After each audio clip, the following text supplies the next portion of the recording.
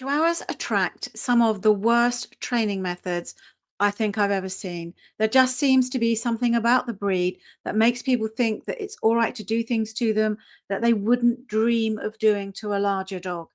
Now, one of the things that we hear a lot about is squirting the dog with water. You'll hear this advice in so many different areas. Even trainers use it. Your dog is barking, maybe barking out the window or barking at noise while you're trying to work from home or something like that. And you're advised to squirt the dog with water when they start barking and they will stop. Now, the problem with this is yes, they might stop barking in the moment. They might stop just whatever it is they're doing for the moment. But what you're not doing is giving the dog the skills that they need to manage that situation for themselves. You're not giving them the skills or teaching them that they actually don't need to bark at that. All you're doing is frightening them into silence. Now, the additional things that happen around behaviors like this, and it's not just squirting the dog with water, it's using air horns or shaking cans with coins in it, whatever it is that's creating an unpleasant stimulus, is it creates anxiety around your movement. So you go to pick up your hand and your dog stops what it's doing. But what is also happening is that your dog is becoming wary of you.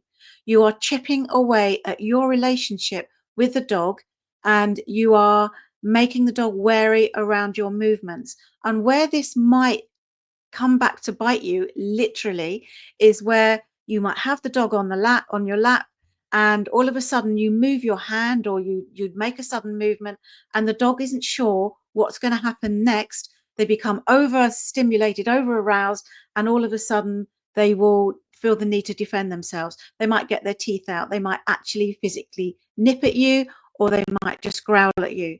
But what is happening is you are chipping away at your relationship with your dog.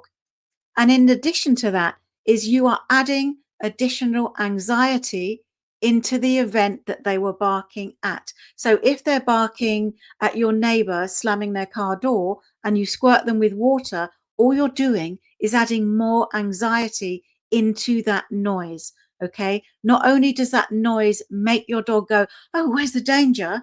You're actually adding an additional unpleasant stimulus into that as well.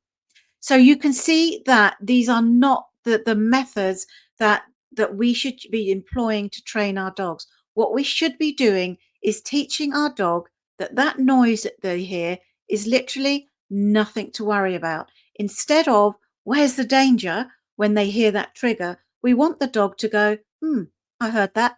Do you know what? None of my business. Don't need to worry about it. So we need to be working on our dog's confidence. We need to be giving our dog the skills that they need to make that decision themselves. Because if you need to keep squirting your dog with water, it's not working, is it?